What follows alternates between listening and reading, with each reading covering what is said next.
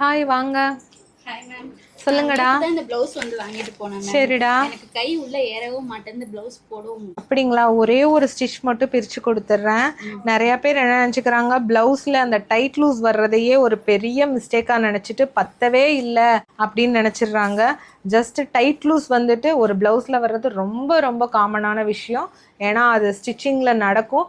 உங்களுக்கு ஒரு தையல் பிரிச்சுட்டாலே ப்ளவுஸ் பற்றிடும், கையும் ஏறிடும். ஸோ ஒரு ஸ்டிச்சிங் பிரிக்கிறதுக்காக ப்ளவுஸே போயிடுச்சு அந்த மாதிரி ஃபீல் பண்ணவே வேணாம். நீங்கள் இங்கே நான் பண்ணித்தரேன், நீங்கள் ட்ரையல் பார்த்தே எடுத்துக்கோங்க. இப்போ இந்த கஸ்டமரோட கம்ப்ளைண்ட் பார்த்துருப்பீங்க. என்ன சொன்னாங்கன்னா, உங்களுக்கு கையும் ஏறவே இல்லை, ப்ளவுஸ் பத்தவே இல்லைனாங்க. ஜஸ்ட்டு ஒரே ஒரு தையல் தாங்க, அது பிரித்து கொடுத்தா உங்களுக்கு கையும் ஏறிடும், ப்ளவுஸும் பற்றிடும். கை ஏறாதனால ப்ளவுஸே பத்தலைன்னு நினைக்கிறாங்க. அப்படி கிடையாது. கை உங்களுக்கு எட்ஜு மட்டும் டைட்டாக இருந்தது, ஏதாவது ஒரு தவறுதலாக வச்சுட்டாங்கன்னா உங்களுக்கு ப்ளவுஸ் ஏறாது, ப்ளவுஸ் ஃபிட்டிங் பார்க்கவே முடியாது.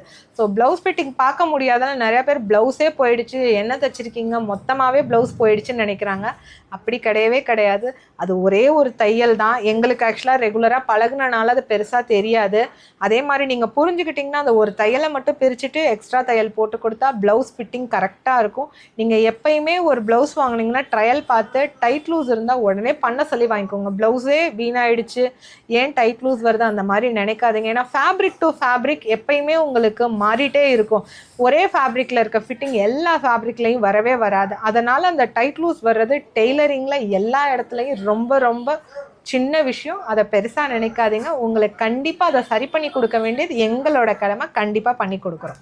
தேங்க்யூ.